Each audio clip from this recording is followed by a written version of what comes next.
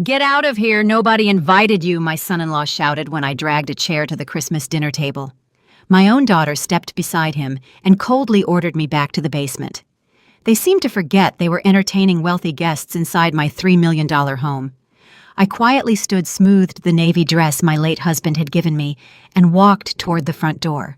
When I opened it, the smile vanished from my son-in-law's face because the people waiting outside had not come to celebrate Christmas. It means the world to me that you chose to spend this time here.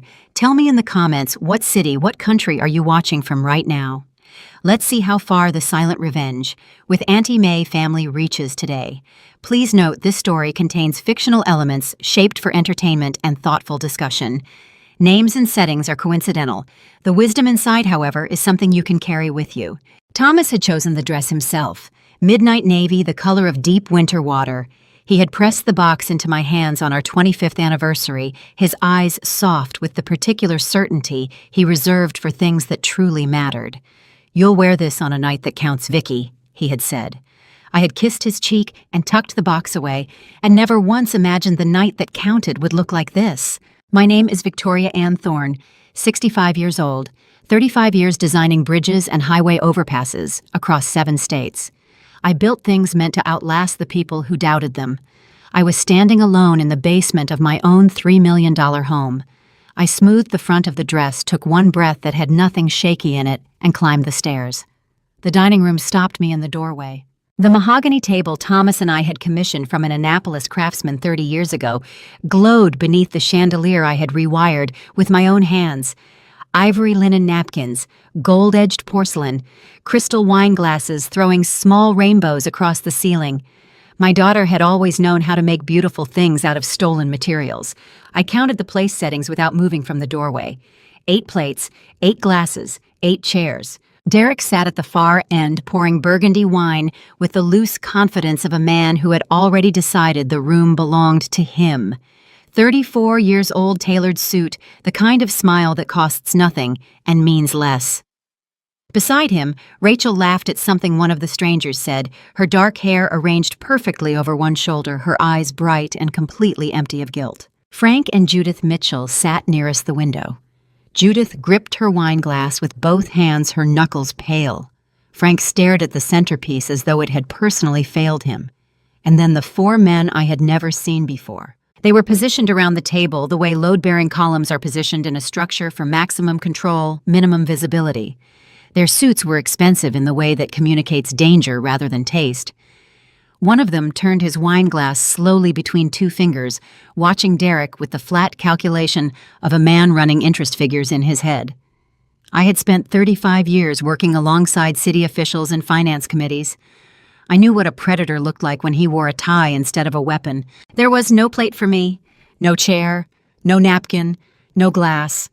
In 30 years of Christmas dinners at that table, someone had looked at my seat and made the deliberate decision to remove it. The anger rose fast and hot, and I pushed it straight back down. Anger makes you reckless. I had not come this far to be reckless. I turned and walked back down the hall to the library. I gripped my reading chair, solid walnut broad arms, nearly 40 pounds, and dragged it toward the dining room. The legs screamed against the hardwood floor, a long tearing sound that cut through the entire house like a blade. The laughter from the dining room stopped dead. I wedged the chair to the head of the table, collected a ceramic plate and silver fork from the sideboard, and sat down. I placed my hands flat on the linen cloth and looked at each face in the room one at a time until every pair of eyes had found mine and understood exactly what they were looking at. Derek's face went the color of the burgundy in his glass. The vein along his jaw throbbed against his collar. He slammed both palms on the table so hard the crystal rang. "Get out of here right now!" Derek's voice cracked across the dining room like a whip striking stone. He jabbed his finger directly at my face, his hand trembling with the kind of rage that lives just underneath a man's carefully constructed image. "You filthy, senile old woman! You smell like mold and failure. Look at yourself. You are an embarrassment to everyone sitting at this table." Judith Mitchell gasped and pressed her fingers to her lips. Frank stared down at his plate, as though the pattern on the porcelain had suddenly become the most important thing in the room. The four men in expensive suits exchanged the briefest of glances, the kind that passes between people who are recalculating their position. My heart hammered so hard I could feel it in my throat. 35 years of standing on construction sites while men twice my size told me my calculations were wrong had taught me one thing above everything else. The moment you let them see the wound is the moment they know exactly where to keep hitting. So I kept my face still. I set my fork down against the ceramic plate with a small, precise click. Rachel stood up slowly from her chair. "Mom!" Her voice was silk over ice. She walked around the edge of the table toward me, and the gentleness in her movement was so perfectly performed that my stomach turned. "Mom, this really has to stop. You've been so confused lately. It frightens me genuinely watching you deteriorate like this in front of people." She placed her hand on my arm, and I felt the pressure of her fingers firm, not comforting. "You are an embarrassment to this family," Rachel continued, dropping her voice to a murmur that somehow carried to every corner of the room.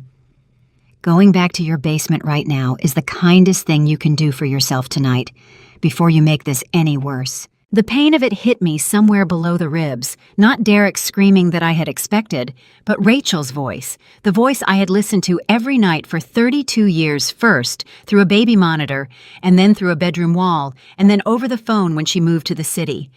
That voice telling me with absolute calm that I was something to be ashamed of. Thomas. His hand finding mine in the dark hospital room 3 months before he died. His voice low and certain. "Promise me you'll stand tall, Vicky. Whatever comes, you stand tall." I stood up from the chair. I did not rush. I smoothed the front of the midnight navy dress with both hands, and I looked at Derek, really looked at him the way I used to look at a stress fracture in a concrete support beam, measuring its depth and direction, and exactly how much pressure it would take to bring the whole structure down. Derek stepped toward me, reaching for my arm. "I said get out. I will have you removed if you don't." "Touch me," I said, and my voice came out so quiet that the room leaned in to hear it. "And I will make certain you regret it for the rest of your life." He stopped. Something flickered in his eyes, not guilt, not even anger, fear. The specific fear of a man who has just realized he may have miscalculated. I turned from the table. I walked toward the front foyer with my shoulders straight and my chin level the way Thomas had always said I walked when I had already made my decision. Behind me, I could hear Derek recovering, muttering something to the men about medication and confusion, and so sorry for the interruption. He thought I was retreating.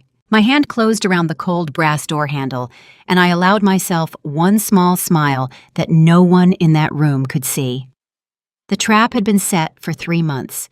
Every wire, every document, every carefully placed piece of evidence was in position. I was not opening this door to leave. I was opening it to let them in. To understand why I was smiling when my own daughter told me to crawl back to my basement, you have to go back 18 months. You have to go back to the morning. The house went completely silent and never quite found its voice again. Thomas died on a Tuesday in June, which felt wrong somehow. Thomas was a Sunday kind of man. Slow mornings, strong coffee. The newspaper spread across the kitchen table while I drafted load calculations at the other end. He deserved a Sunday. Instead, he got a Tuesday, a fast and merciless stroke that took him between one breath and the next, and left me standing in a hospital corridor holding a paper cup of cold coffee with absolutely no idea what to do with the rest of my life. The house felt like a structure that had lost its central support column. Every room echoed, every doorway was too wide. I would walk into the kitchen to make dinner for 2 and stand at the stove for 10 minutes before remembering. 3 weeks after the funeral, Rachel and Derek came to visit. They sat across from me in the living room, their knees touching, their expressions arranged into matching portraits of loving concern. Derek leaned forward with his elbows on his knees, the posture of a man about to make a pitch. I had seen that posture at 100 municipal contract meetings. I had learned to recognize it as the shape a person makes when they have already decided what they want and are now constructing the argument to get it. "Mom, we've been talking," Rachel began, her voice trembling with rehearsed emotion. "We hate seeing you in this house alone. It's too big, it's too quiet. It isn't healthy for you." "I'm managing," I said. "Dad wouldn't want this for you." She pressed her hand over mine and her fingers were warm. I wanted so badly for the warmth to be real. Derek's startup is entering a critical phase right now. We need to redirect our personal capital into the business for the next year or two. If we gave up our downtown apartment and moved in here with you, it solves everything. We save money, you have company, we take care of you properly." Derek nodded with the enthusiasm of a man who had practiced the nod. "It's a win for everyone, Victoria. We want to be here for you. That's all this is." My phone buzzed in my pocket. Tommy calling from Seattle for the 4th time that week. My youngest son, careful, steady Tommy, who had driven 18 hours straight when Thomas was first hospitalized and had only gone back to Seattle because I had personally told him to. I stepped into the hallway to answer. "Mom, don't do it." Tommy's voice was tight with worry. "Something feels off about this. Derek's been asking Rachel questions about the house for months. I've heard them." "Thomas is gone, baby," I said, and my throat tightened around the words until they barely fit. "The house has 14 rooms, and I'm rattling around in all of them alone every night. I need to hear someone breathing upstairs." "Mom, stay in Seattle," I said gently. "I know what I'm doing." I walked back into the living room and looked at my daughter's hopeful face and my son-in-law's carefully constructed smile, and I said the words I would spend the next 8 months regretting. "You're welcome to stay. This house is big enough for all of us." Rachel's eyes filled with tears that spilled down her cheeks, and she threw her arms around my neck and said, "Thank you, Mom. Thank you so much." And Derek shook my hand with both of his firm and warm and said, "You won't regret this, Victoria, I promise." They moved in 4 days later. By the end of the first week, I knew Tommy had been right. The first sign came on the very first night. I had gone for my evening walk 3 miles through the quiet streets of Chevy Chase, past the brick colonials and the Henderson's Corner garden that bloomed yellow every spring. Thomas used to join me on Fridays. After he died, I kept going alone because stopping felt like surrender. I returned just after 9, climbed the porch steps, and reached for my keys. The security panel had a soft blue glow when the system was armed. I had looked at that glow every night for 20 years. Tonight it was dark. I pressed my 4-digit code, the same one Thomas and I had used since the week we moved in. The panel flashed red. I tried again slowly and deliberately. Red flash, sharp beep. On the 3rd attempt, the system locked me out entirely, and a warning tone began to sound long and piercing, the kind designed to wake an entire neighborhood. Footsteps on the staircase. Derek appeared at the top, wearing silk pajamas, carrying a glass of sparkling water, looking so completely untroubled that my stomach dropped to the floor. "The panel is malfunctioning," I called over the alarm. "My code isn't working." He came down without urgency, walked past me, and typed a sequence I did not recognize. The alarm died. The green light blinked on. "What did you just do?" I asked. "Why didn't my code work?" Derek took a slow sip of water. "I'm so sorry, Victoria. Completely forgot to mention it. The system had a glitch this afternoon while you were out, scared Rachel half to death. I went ahead and reset the master code. Synchronized it with the one we used at our old apartment." He smiled, warm, apologetic, perfectly rehearsed. "I'll write the new numbers down for you in the morning. Sleep well." He turned his back and walked toward the kitchen as though I had been adequately managed. I stood in the hallway alone, my hands curling into fists. You do not reset the master security code of another person's home on your first night living there. You do not walk away from the woman whose house it is as though she is a confused guest. He had locked me out of my own home and smiled while doing it. The second sign came 3 days later. Gerald Patterson had delivered our mail for 11 years, tall, cheerful, remembered the names of everyone's dogs on the street. That Thursday morning, I was deadheading Thomas's roses on the front porch when Mr. Patterson came up the walk. Before he reached the door, Derek appeared from nowhere, coffee in hand, already dressed, and intercepted him at the bottom of the steps. "Morning, Gerald. I'll take those." He lifted the entire stack from Mr. Patterson's hands with a wide smile. "Helping Victoria manage things while she settles in." Mr. Patterson glanced at me over Derek's shoulder with the careful look of a man who senses something wrong but cannot name it. "Morning, Mrs. Thorne," he said quietly and moved on. Derek went inside without offering me a single envelope. I stood among Thomas's roses with the pruning shears in my hand and felt something cold and precise lock into place behind my eyes. This was not carelessness. This was not adjustment.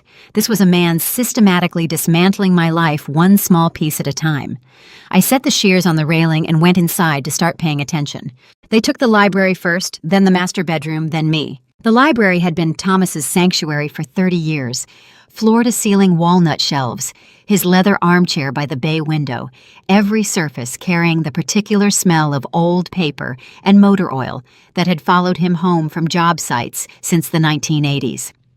2 weeks after moving in, Derek's contractors arrived on a Tuesday morning without warning and began dismantling the shelves.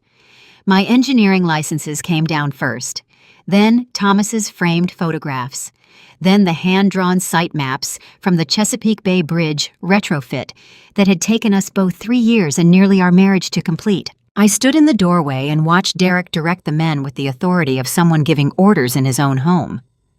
"You didn't ask me," I said. Derek turned with that practiced smile, the one that never quite reached his eyes. "Victoria, the startup, needs a dedicated workspace. Investors need to see a professional environment on video calls. You understand optics, right? You dealt with city contracts your whole career." He patted my shoulder once the way you pat a confused child. "It's just a room." It was not just a room. It was 35 years of my husband's life packed into cardboard boxes by strangers on a Tuesday. Rachel came to me that same afternoon, sitting across from me at the kitchen table with her hands folded and her expression arranged into the careful architecture of filial concern. "Mom, Derek and I have been worried about you," she began, and her voice had that particular softness that I had learned too late to distrust. "Your knees have been bothering you. We see you wincing on the stairs. We've talked about it a lot, and we really think for your safety, you'd be more comfortable in the basement suite." My knees had not bothered me once in 3 years. I walked 4 miles every morning before breakfast. "The basement," I said flatly. "It's a suite, Mom. Private bathroom, no stairs from the garage entrance, completely safe." Rachel reached across the table and squeezed my hands, and her grip was warm and steady and completely without feeling.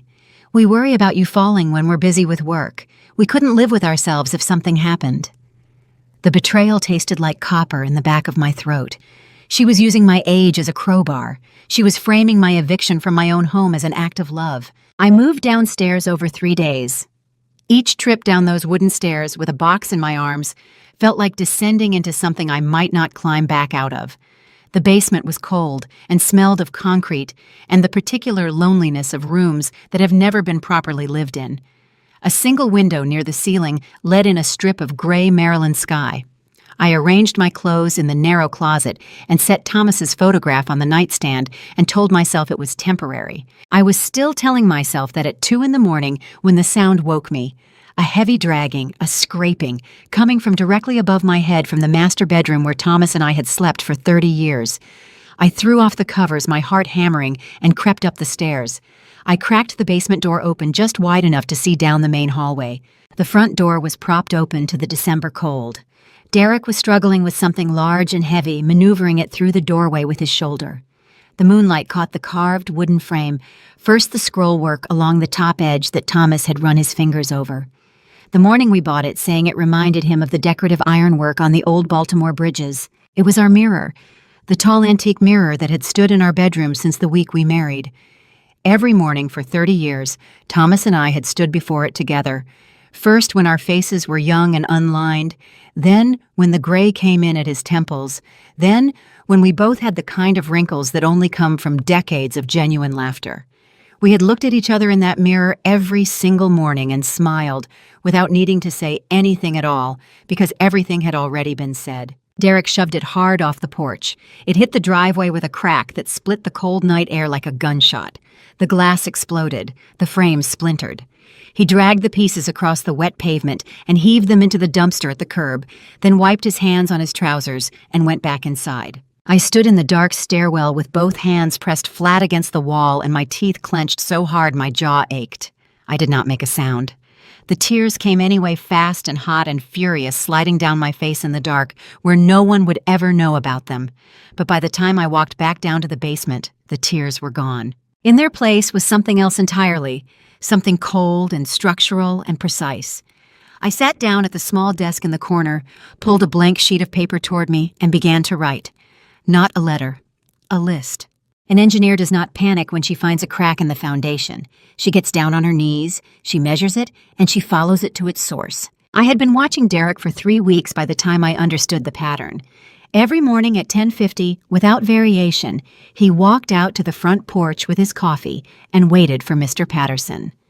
He took the mail directly from Gerald's hands with a warm smile and a few words about the weather, carried it inside to the library, and emerged 40 minutes later with a tidy stack of grocery circulars and utility bills that he left on the kitchen counter for Rachel and me to review. The circulars were always there. Anything with a bank logo or a legal return address was never there. A man running a legitimate technology startup does not intercept the household mail every morning like a dog guarding a food bowl. My opportunity came on a Thursday. Derek announced at breakfast that he and Rachel had a lunch meeting downtown with new investors.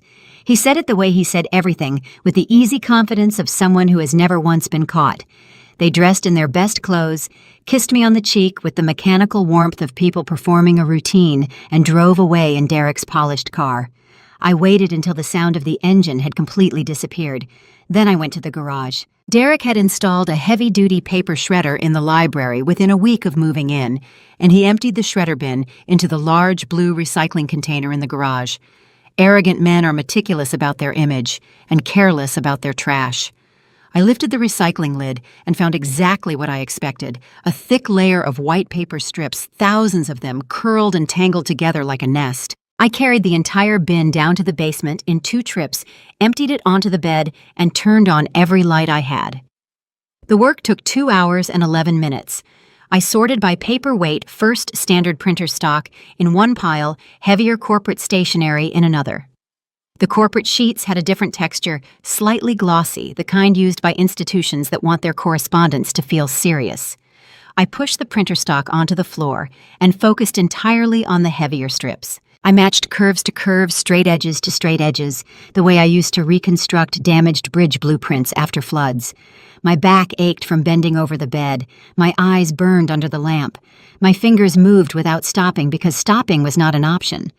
At the 1-hour mark, I had assembled the upper left corner of the document. The logo was unmistakable, the deep navy and gold of the First Federal Bank of Maryland, the same institution where Thomas and I had held our joint accounts for 28 years, the same bank that had sent us the letter confirming our mortgage was paid in full 11 years ago. My hands began to tremble. I pressed them flat on the mattress for a moment and breathed.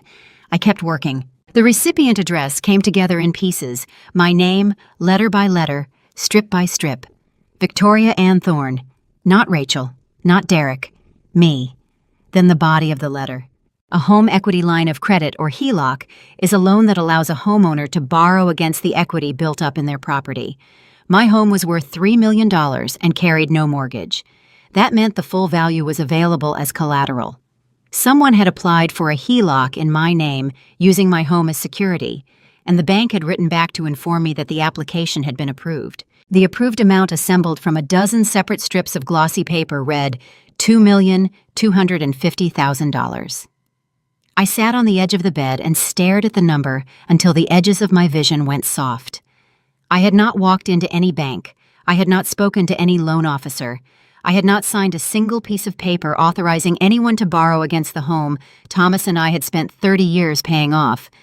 But someone had signed my name, and the bank had believed it. I folded the reconstructed letter carefully, placed it inside the cover of a structural engineering textbook on my nightstand, and sat very still for a long moment with my hands in my lap and my heart beating very fast and very loud in the quiet of the basement. Then I stood up, walked to the small closet, and pulled out my good wool coat. It was time to check the safe. The safe was behind a watercolor of the Potomac River, a painting Thomas had bought from a Georgetown street artist the summer we got engaged. I swung the frame outward and pressed my 6-digit code with hands that were not entirely steady. Passport, cash, insurance documents, all present. I reached to the very back where the velvet box had sat undisturbed for 4 years. Nothing but cold steel. I stood with my hand inside the empty safe and felt the floor tilt beneath me. Thomas had placed that necklace around my neck on our 25th anniversary with hands that trembled slightly the way they always did when something mattered enormously to him. A princess-cut diamond on a platinum chain. $60,000, 3 years of saving. "You've held everything together for 25 years," he had said, his voice rough at the edges. You deserve something that lasts as long as you do. It was the last thing he ever gave me. I went downstairs on legs that barely belonged to me. Rachel was in the kitchen humming pouring iced tea, perfectly unbothered. My stomach turned at the sight of it. "Where is your father's necklace?" My voice came out flat and quiet, the register I use when I am working very hard not to scream. The color drained from Rachel's face in one clean wave. Guilt flashed in her eyes, raw and unmistakable, before she buried it. "Mom, I have no idea what you're talking about." "The diamond necklace, in the upstairs safe, 4 years. The combination only you and I know." I took one step toward her. "It is not there." Before Rachel could answer, Derek walked in from the hallway. He read the room in 1 second and stepped smoothly between us with the practiced ease of a man who had rehearsed exactly this moment. "Victoria." His voice dropped to the register people use with the confused and the elderly. "We've been worried about you lately. The forgotten kettle, the mail mix-ups. I think if you really search your memory, you'll remember moving the necklace to your safety deposit box downtown. You told me yourself the wall safe didn't feel secure enough."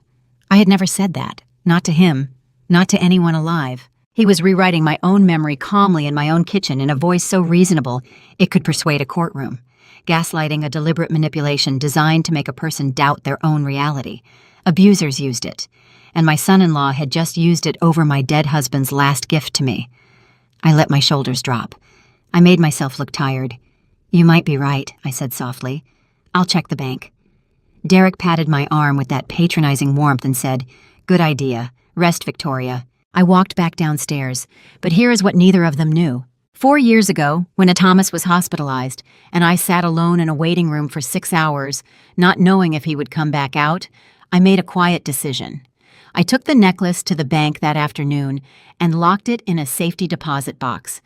In its place, I put a replica costume jewelry fitted with a GPS tracking chip no larger than a grain of rice sourced from a security supplier I had used on a bridge monitoring project in Virginia. The chip had been transmitting since the moment Rachel opened that safe. I sat on the basement bed, took out the old phone from my nightstand drawer, and scrolled to a name I had not called in 2 years, Harrison Cole. 32 years my corporate attorney, the most dangerous legal mind in Washington. He answered on the second ring. "Harrison," I said, "I need you." The next morning, I left the house bent like a woman 20 years older than myself. Faded cardigan, wooden cane. I told Rachel I was taking the bus to the senior center to play cards. She looked up from her phone just long enough to nod, which told me everything I needed to know about how thoroughly she believed I had been broken. I walked 2 blocks, folded the cane under my arm, straightened my spine, and called an Uber. The building on K Street was 40 floors of glass and steel, and the particular architectural arrogance that announces the people inside make decisions that change other people's lives. I rode the elevator to the 40th floor and stepped into the reception area of Cole & Associates. The young woman at the front desk stood immediately. "Mrs. Thorne, Mr. Cole has been expecting you." Harrison came around his desk to take both my hands the moment I walked in. 62 years old, silver-haired, with the unhurried eyes of a man who had spent 32 years reading the fine print that everyone else skipped. He had negotiated 11 of my major bridge contracts. He had kept Baltimore from voiding a $40 million construction agreement on a technicality in 2009. He was the most dangerous person I knew who wore a suit to work. "Sit down, Victoria," he said quietly. "Tell me everything." I told him everything. The reconstructed bank letter, the security code, the library, the basement, the mirror, the empty safe, the GPS chip transmitting from somewhere on the east side of the city, 22 minutes without stopping. Harrison listened without interrupting once, which was how I knew he understood exactly how serious this was. He turned to his computer, his jaw tightened. "Victoria, someone filed a durable power of attorney with the Maryland courts 6 weeks ago. It grants Rachel complete legal authority over your financial accounts, your real estate, and your healthcare decisions." The room tilted. I gripped the chair arm with both hands. A durable power of attorney is among the most powerful legal instruments in American law. It authorizes the holder to sell property, access accounts, and make binding decisions without the owner's presence or consent. In the wrong hands, it is a weapon. "I never signed that," I said. "I know." Harrison turned the monitor toward me. My signature at the bottom, every loop, every angle, reproduced with a precision that made my skin go cold. Professional forgery. Whoever did this has done it before. He pressed his intercom. Send in Marcus Vance. The door opened 3 minutes later. Marcus was 51, medium height, forgettable face, the kind of stillness that belongs to people who have spent careers watching others incriminate themselves. 18 years as an FBI forensic accountant before going private. Harrison slid the documents across without preamble. Derek Mitchell, complete financial autopsy, 72 hours. Marcus examined the papers for 45 seconds, nodded once, and left without saying goodbye. Harrison turned back to me, and his expression did something I had never seen in 32 years. He was personally angry. "Go home," he said. "Play your role. Do not change a single thing." He paused. "And Victoria, do not use your home telephone for anything sensitive from this point forward." I thought of the kitchen landline, the one Derek had insisted on keeping. My stomach dropped 40 floors. "Harrison," I said, "I think they've been listening." Helen Mercer had lived behind the yellow door next to mine for 11 years. I knew 3 things about her. She made exceptional lemon cake delivered every Christmas without fail. She kept hours that made no sense, lights on at 2 in the morning, car gone before dawn. And she had never once asked me an intrusive question, which I had always taken for good manners, and now understood was professional discipline. I knocked on her door at 7 that evening, still in my cardigan, still carrying the cane I had forgotten to leave behind. She answered within seconds, as though she had been expecting me. 62 years old, gray-streaked hair cut short, with eyes the color of old pewter that read my entire face in approximately 1 second. "Victoria," she said, "come in." Her living room looked ordinary at first glance. Then I noticed the equipment table against the far wall. Monitors, a signal analyzer, a radio frequency scanner I recognized from a surveillance infrastructure project I had consulted on for the Maryland Transportation Authority in 2019. "You were DIA," I said. It was not a question. Helen set 2 mugs of tea on the coffee table and settled into the armchair across from me. "Defense Intelligence Agency, 30 years, signals analysis, retired 4 years ago." She wrapped both hands around her mug. "I've been watching your house for 6 weeks, Victoria. I should have come to you sooner." My chest tightened. "What did you find?" 3 weeks after your son-in-law moved in, my RF scanner picked up a transmission frequency from your property that had no business being there." She moved to the equipment table and pulled up a jagged green waveform on the nearest monitor. "The signal is coming from your kitchen landline. A full duplex interception device. It records both sides of every call and transmits the audio to a receiver within 2 miles. Every conversation you have had on that telephone for the past several months has been recorded."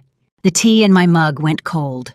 Under the Electronic Communications Privacy Act, intercepting telephone communications without consent is a federal crime carrying up to 5 years in prison per count. Derek had done it inside my home, using my telephone while eating at my table and sleeping in my bedroom. "Every call to my attorney," I said. "Every call to my son in Seattle." "Yes," Helen said simply. I thought of what Harrison had told me that afternoon. Play your role. Do not change your behavior by a single degree. A structural engineer knows that a hidden weakness is not only a liability. Once you know where it is, it becomes a tool. "I want to use it," I said. Helen's mouth curved not quite a smile, but the expression of someone whose hypothesis had just been confirmed. "I was hoping you'd say that." She leaned forward. "We leave the device exactly where it is. In the next few days, during a normal-sounding call, you mention a significant offshore account Thomas left you, something Derek would find impossible to ignore." I understood immediately. Bait designed to make a desperate man accelerate and make mistakes he could not take back. "How much?" I asked. "Enough that he cannot afford to wait," Helen said. I thought of Thomas's necklace, transmitting from a pawn shop on the east side of the city patient as a lighthouse in the dark. 800,000, I said. Thomas had a thing for round numbers. Helen stood to refill the tea. "Then that is what we give him. Before I tell you what Marcus found, and I promise you, nothing could have prepared me for it, I need to know if you are still with me right now. Drop the number 65 in the comments. That is my age. That is the age they believed was old enough to be erased. If you are watching this and you believe that no one, not a mother, not a father, not anyone should be treated as disposable in their own home, let me see that number below. Every single comment means more to me than you know. And a gentle note before we continue the story ahead contains some fictional elements woven in to bring the deeper truth to life. If that is not what you came here for, this is a good moment to step away, no hard feelings at all. But if you are staying, hold on. What comes next will change everything you thought you knew about this family. Marcus Vance did not say hello. He called my burner phone at 7:43 in the morning, 71 hours after Harrison gave him the assignment. I was at the basement desk with coffee that had gone cold an hour ago. "Mrs. Thorne, it is significantly worse than you thought. Can you come in?" I was in Harrison's office by 9. The conference table was covered in color-coded folders. Marcus pointed to the first one and began without pleasantries. "Derek's technology company is a shell, registered in Delaware. 0 employees, 0 clients, 0 products, nothing but a mailbox service in Arlington, and a letterhead. Over 16 months, he liquidated his entire savings, his retirement accounts, and a substantial portion of his wife's inheritance. He lost over $1,050,000 on 3 unregulated offshore cryptocurrency exchanges. When the money ran out, he borrowed $600,000 from private lenders who do not send polite collection letters." Harrison made a sound low in his throat. I held my cold coffee cup with both hands and said nothing. "There is one more thing," Marcus said. He looked at me directly for the first time, and I felt the specific dread of a person about to receive something they cannot give back. He placed a single printed page in front of me, an email. The sender address belonged to Rachel. Her words written to Derek 14 weeks ago in the same careful style she had used since she learned to type. "The psychiatric evaluation is the weak point. High-dose sedatives dissolved in her morning coffee will impair her short-term recall. She won't know what's happening to her. The doctor will see exactly what we need him to see." The page trembled in my hands. I set it down before either of them could notice. My daughter had not been manipulated into this plan. My daughter had written it. Under Maryland law, involuntary psychiatric commitment strips a person of all legal autonomy, the right to make decisions about their own body, their finances, their life. Rachel had designed the method to ensure I could not defend myself when the moment came. "When?" I asked. "Transport arrives the morning of December 23rd, Marcus said. I looked at Harrison.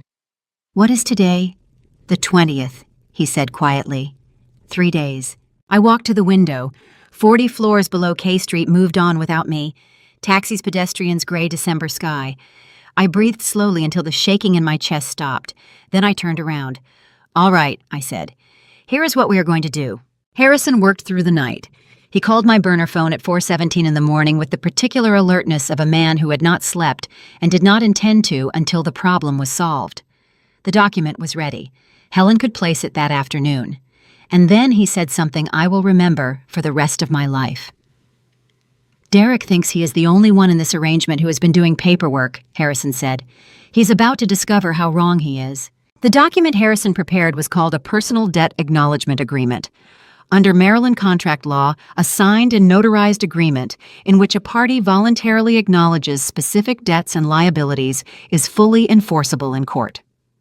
Harrison had spent the night designing a document whose cover page and opening clauses were structured to look at a glance exactly like a power of attorney amendment, the kind of paperwork Derek would expect to see moving through the pipeline. The language in the middle sections, written in the dense technical prose of corporate law, stated something else entirely. By signing Derek Mitchell and Rachel Thorne, Mitchell voluntarily acknowledged full personal liability for all debts incurred by their registered business entity and committed to the transfer of their personal assets to my irrevocable trust in the event that fraud was legally established. They were about to sign a confession. The document was unambiguous in its legal effect. Harrison had ensured every material term was disclosed in plain language within the body. The cover page was simply dressed in familiar formatting. What Derek and Rachel signed, they signed willingly and in full. Helen placed the document in the library that afternoon while Derek was on a call. She had spent 30 years moving through spaces without being noticed. In through the side gate, I had left unlatched. Through the back door, I had left unlocked, out again in under 4 minutes. She texted me one word: "Done." That evening, I heard Derek in the library papers shuffling a chair dragging. Then his footsteps toward the kitchen. "Rachel," he called, "come sign this. The attorney needs it back by Friday." Rachel's footsteps crossed the ceiling above my head. A pause, the scratch of a pen.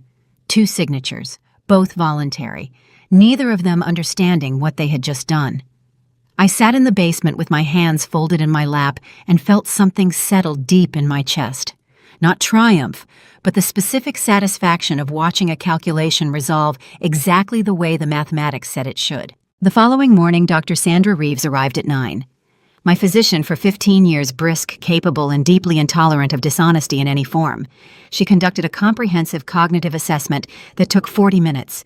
When she finished, she signed the certification document Harrison had prepared and looked around the basement with an expression that made her feelings about my living situation perfectly clear. "Victoria," she said at the door, "whatever you're planning, finish it quickly." I watched her car disappear down the street, then went back inside. 2 days. The most powerful weapon I carried into that final week was not a legal document or a GPS chip or 4 military-grade cameras waiting in a case under my bed. It was their absolute certainty that I was already broken. I had been performing decline for 3 weeks and had become quite good at it. I asked Rachel the same question twice in 1 hour. "What time is dinner? What time is dinner?" And watched her face arrange itself into that particular blend of impatience and satisfaction that told me she was logging the behavior exactly as Derek had instructed. I left the kettle on until it screamed. I stood in the hallway one morning looking confused until Derek appeared and guided me back toward the basement stairs with a hand on my elbow, firm enough to be a statement. "Careful, Victoria," he said, his voice thick with manufactured concern. "You gave us quite a scare yesterday." I had not given them any scare yesterday. I nodded vaguely, let my eyes go soft, and felt his confidence expand like a sail catching wind. That afternoon, I used the kitchen landline. I called my cousin Margaret in Annapolis, reliably chatty, reliably audible, the kind of woman who could fill 40 minutes without requiring much from the other end. We talked about Christmas and her grandchildren and the ice storm predicted for the weekend. Then, in the middle of a sentence about her grandson's soccer tournament, I let my voice go vague. "Oh, Margaret, I keep meaning to ask someone about Thomas's account. The offshore one. Nearly $800,000 sitting there, and I can barely remember which bank it's at." Margaret said I should talk to a financial advisor and moved on to the soccer tournament without missing a beat. I hung up and went downstairs. Helen texted 40 minutes later. 3 words. He took it. Through the ceiling, I could hear Derek's voice, rapid, low, urgent, in a way it had not been that morning. Their footsteps moved back and forth above me, the rhythm of 2 people recalculating everything. I sat at my desk and felt something very close to satisfaction. That evening, Tommy called. His face filled the burner phone screen, 38 years old. Thomas's jaw, my eyes dark circles I had not noticed on our last call. His voice cracked on a single syllable. "Mom, tell me you're okay." My throat tightened until speaking required effort. "I'm okay, baby. 2 more days. That's all I need." "They were going to take you in 2 days, Mom. The 23rd. "I know exactly what they were planning," I said. "It isn't going to happen, but I need you in Seattle, not here. I need you to be my witness, someone who watched everything from a safe distance."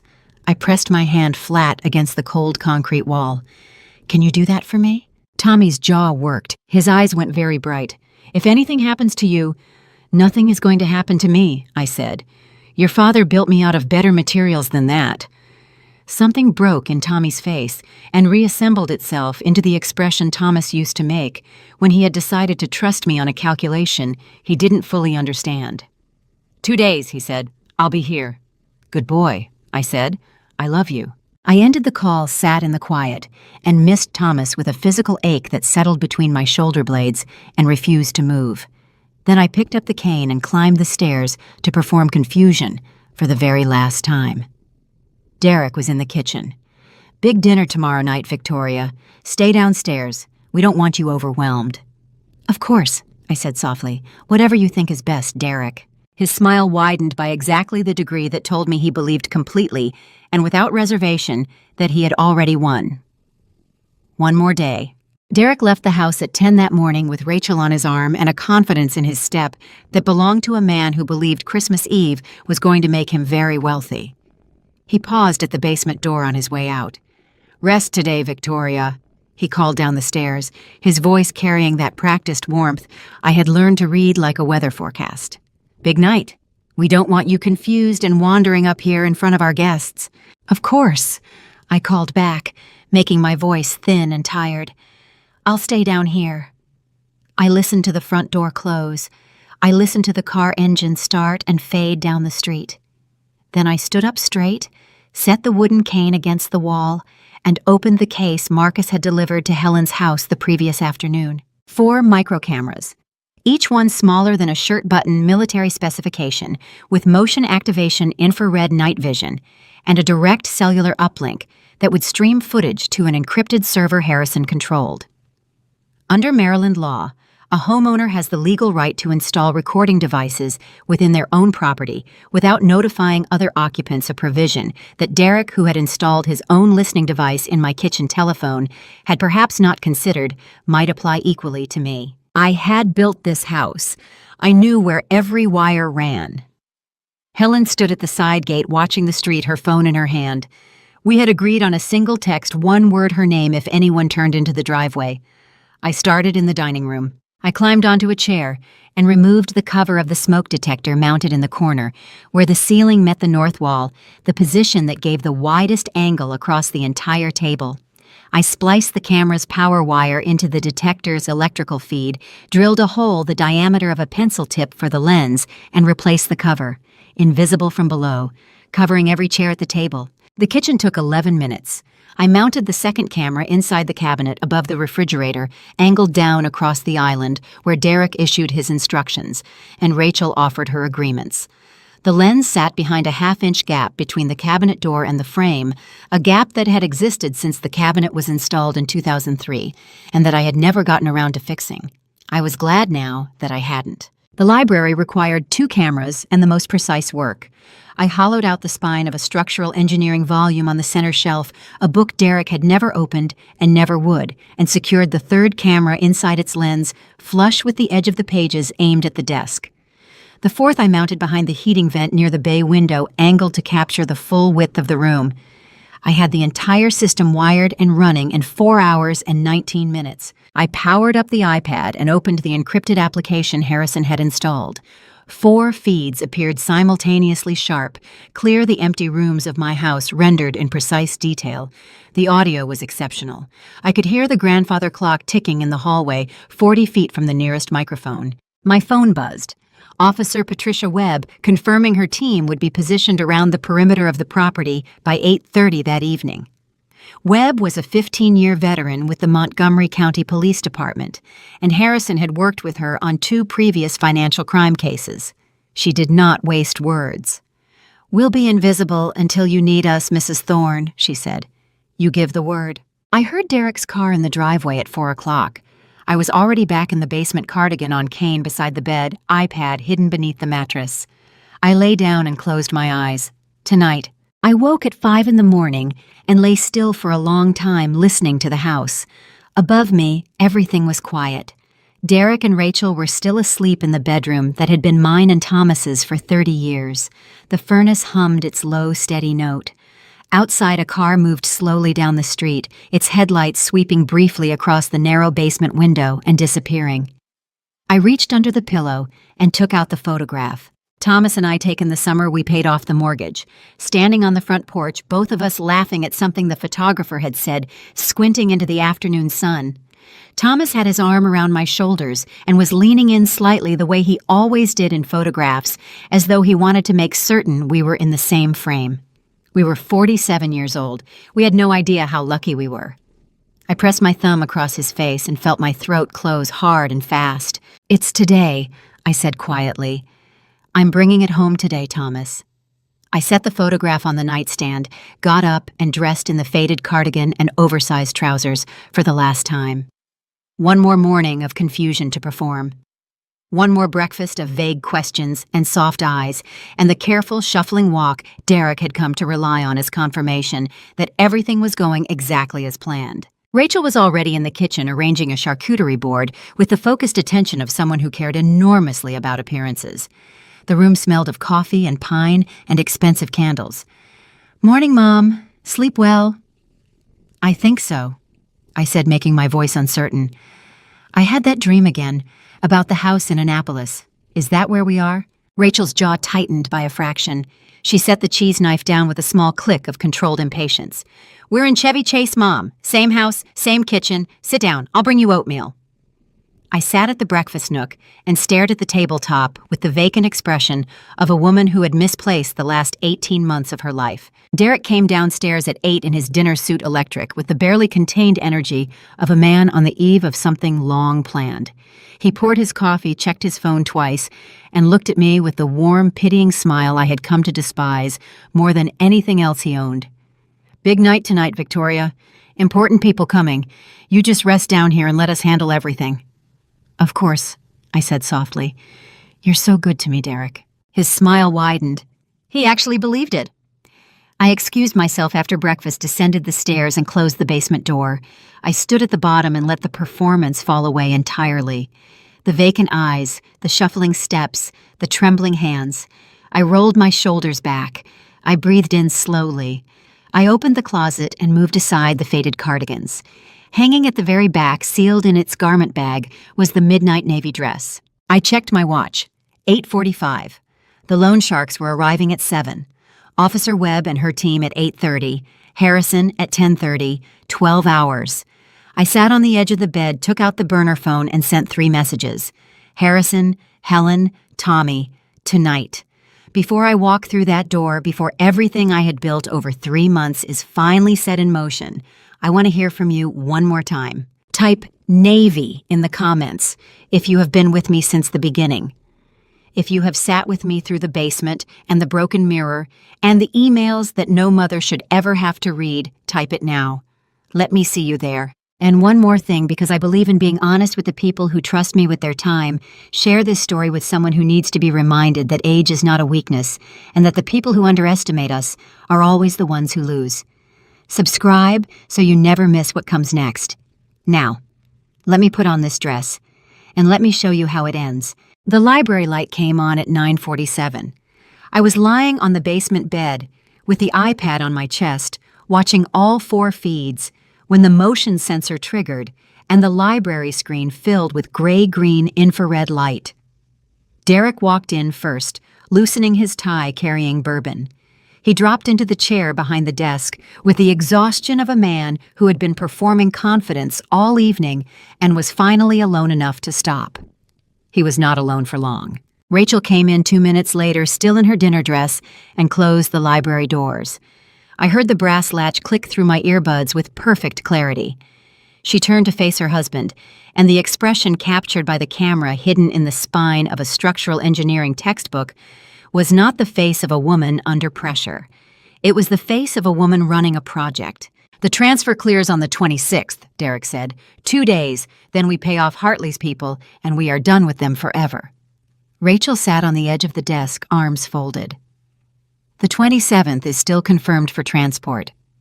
Facility locked it in this afternoon, 8 in the morning. Derek set his glass down. "She'll be in her room when they come. She won't understand what's happening." My chest tightened until I could feel each heartbeat individually. I breathed the way Thomas had taught me, through the hardest moments, in through the nose, count to 4, out through the mouth. "The sedatives," Rachel said. "We still need to." "Already handled. Coffee on the morning of the 26th. By the time transport arrives on the 27th, she won't be able to tell them her own address." Derek smiled, slow and private and entirely without warmth. "She's been declining faster than we expected. Makes everything cleaner." Rachel tilted her head. "And the neurologist's report holds up if anyone challenges the admission. $10,000 buys a very thorough diagnosis: advanced cognitive decline, severe paranoia, inability to manage personal affairs." He looked at his wife. "She won't be coming back from that place, Rachel. This is permanent." The word traveled from the earbud into my skull and sat there like something with weight. I watched my daughters on the screen. I watched her process that word permanent, and I watched her nod. Not slowly, not reluctantly, with the clean efficiency of someone crossing an item off a list. "Good," she said. Then we're on schedule. I pressed save. The file uploaded to Harrison's encrypted server in 11 seconds. I typed one message on the burner phone. We have everything. Christmas Eve, 9 p.m. Harrison replied in under a minute. We will be there. I set the iPad face down and lay in the dark with my hands folded on my chest. Above me, I could hear Derek refilling his bourbon, Rachel's heels crossing the hardwood toward the stairs. I did not cry. The grief was there, enormous and shapeless, but the daughter I had raised was gone, and the woman on that screen was someone I could not recognize and could not save. But I could finish this. I closed my eyes. Tomorrow night I would take my house back. At 10:55, I put on the midnight navy dress. I buttoned it slowly, deliberately, the way Thomas had always said I did everything that mattered, without rushing, without doubt. I stood in front of the small basement mirror and looked at the woman looking back at me. 65 years old. 35 years of building things designed to outlast the people who doubted them. Gray at the temples and lines around the eyes and hands that had drawn 10,000 load calculations and raised 2 children and held Thomas Thorne's hand until it went still. I decided exactly like myself. I left the cane against the wall. I walked to the bottom of the stairs, set my shoulders back, and climbed. Every step landed hard and deliberate on the wooden treads. I was not hiding. I wanted them to hear me coming. I reached the main hallway and turned toward the dining room, where the sounds of the evening were at full volume, crystal laughter, Derek's voice carrying above the rest with the practiced projection of a man performing for an audience he needed to impress. I placed both hands on the dining room doors and pushed them open. The sound that followed was not a knock or a creak. It was a crack, both doors swinging back and hitting the interior walls simultaneously, a sound like a starting pistol fired in an enclosed space. Every head in the room turned at once. 8 faces, 8 expressions shifting in real time from surprise to confusion to something that in the case of the 4 loan sharks sharpened very quickly into cold calculation. Rachel knocked her wine glass with her elbow. It tipped spilling red across the white tablecloth in a slow, spreading stain. Her face had gone the color of the tablecloth underneath. Derek was on his feet before the doors had stopped moving. "She has advanced dementia," he announced loudly, stepping toward me with his hands out. His voice pitched for the room rather than for me. "She wanders sometimes. She doesn't know where she is. I am so sorry, gentlemen. I'll have her back downstairs in one moment." He reached for my arm. I looked at his hand. Then I looked at his face. "Step back," I said, "in my own home, and I will make certain you spend the rest of your life explaining yourself to a federal judge." My voice was not loud. It did not need to be. It carried the particular quality of someone who has spent 35 years being the final authority on whether a structure stands or falls, and Derek's hand stopped moving through the air as though it had met an invisible wall. He stood there with his arm half extended, his mouth open, his confidence evaporating in real time. I stepped past him and looked directly at the 4 men seated around my table. They had gone very still, the stillness of professionals recalculating. "Gentlemen," I said, "my name is Victoria Ann Thorne. I am the legal owner of this property, and I am the only reason any of you have anything to sit on tonight." I let that land. "The man who invited you here owes you $600,000. His company has no employees, no revenue, and no products. He lost over $1 million trading cryptocurrency on offshore exchanges and borrowed the remainder from you to try to recover it." I paused. "He cannot pay you back. He never could. The asset he promised you as collateral does not belong to him." The lead loan shark, the one who had been swirling his wine glass with 2 fingers when I walked in, set it down on the table with a sound like a period at the end of a sentence. His eyes moved from me to Derek with the slow, deliberate focus of a man deciding something. Derek spun toward me, his face red and desperate. "You are confused," he said, his voice cracking at the edges. "You are sick and confused, and nobody in this room is going to take the word of a woman with advanced cognitive decline over—" I reached into the pocket of the midnight navy dress and took out the iPad. Derek saw it. I watched the color leave his face in a single wave from his forehead to his jaw as he understood what it meant. "You were saying," I said. I pressed play. Rachel's voice filled every room simultaneously clean and clear, and utterly damning carried through the Bluetooth speakers Thomas and I had installed 12 years ago for Christmas mornings and quiet evenings, and the jazz he liked to listen to while I read. High-dose sedatives dissolved in her morning coffee. She won't know what's happening to her. Then Derek, warm with private satisfaction. She won't be coming back from that place. This is permanent. Then Rachel, crisp as the closing argument. Good, then we're on schedule. The dining room erupted. One loan shark shoved his chair back so hard it hit the wall. Another was already on his feet, eyes locked on Derek with the focused fury of a man watching his investment dissolve. Frank Mitchell grabbed Judith's arm. Judith pressed both hands over her mouth, tears spilling freely down her cheeks as she stared at her son and found a stranger there. Derek lunged toward the iPad. "That recording is fabricated," he shouted, his voice cracking apart at the seams. "She is mentally incompetent. She has been lying to all of you. The front door opened. Harrison Cole walked in first, overcoat dusted with snow, and set a leather binder on the dining room table with a sound like a gavel. Officer Patricia Webb came in behind him with 2 uniformed officers, all 3 moving with the quiet efficiency of people who had done this before and did not need to raise their voices to communicate authority. The loan sharks assessed the room in 2 seconds and sat back down. Men of their profession understood when circumstances had moved beyond the point of useful action. Derek Mitchell. Harrison opened the binder and placed documents on the table one at a time. Forged power of attorney, personal debt acknowledgement agreement bearing your signature, GPS receipt from an unlicensed pawn shop on Eastern Avenue corresponding to a tracking device concealed in stolen property. He looked up. "The second team executed the pawn shop warrant 40 minutes ago. The proprietor is in custody. The item has been recovered." Derek's knees buckled. He grabbed the back of a dining chair with both hands, knuckles white, breathing audible across the room. Officer Webb took his arm. "Derek Mitchell, you are under arrest for wire fraud, bank fraud, aggravated identity theft, and elder abuse under Maryland and federal statutes. You have the right to remain silent. Anything you say can and will be used against you in a court of law." Derek began to cry, not quietly. Great, heaving sobs that shook his entire body, the complete disintegration of every performance he had ever given in this house. "Rachel," he choked, reaching toward his wife as Webb secured his wrists. "Rachel, tell them it was both of us. Tell them." Rachel took one step backward, then another.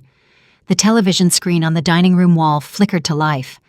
Tommy calling in from Seattle, jaw-set eyes, red voice steady. "Hi, Mom," he said. My throat closed entirely. I pressed my fingers hard against my lips and looked at my son's face and felt something crack open in my chest that I knew was going to take a very long time to heal. Frank Mitchell stood slowly, wrapped one arm around Judith's shaking shoulders, and walked her toward the kitchen without looking at his son once. At the doorway, he stopped, turned back and looked at Derek, handcuffed, weeping, diminished with an expression of such total devastation that even I felt the weight of it. Then he turned away and did not look back. Officer Webb guided Derek toward the front door. Rachel stood beside the table, her dinner dress immaculate, her face the careful blank of a woman calculating her remaining options. She looked at me. I looked back. And then she crumpled down to her knees on the Persian rug Thomas and I had bought in Georgetown 30 years ago. Arms wrapped around herself, mascara tracking down both cheeks, her voice breaking into pieces. "Mommy," she whispered. "Please." She called me Mommy. The last time I heard that word from her mouth, she was 4 years old and had fallen off her bicycle in the driveway. Thomas had scooped her up before I could reach her, holding her against his chest while she sobbed into his shoulder. I had bandaged her knee. We had both believed without question that it would heal. I looked down at my daughter on the Persian rug and waited for the instinct to reach for her. It did not come. "Stand up, Rachel," I said. She looked up at me with her mascara destroyed and her hands shaking and her voice barely holding its shape. "Mom, please. He manipulated me from the beginning. I was scared of him. I didn't know how to get out. I never wanted—" "Rachel." My voice was very quiet. "I have your emails. Your words proposing the sedatives, describing the dosage, asking Derek to confirm the locked ward protocols.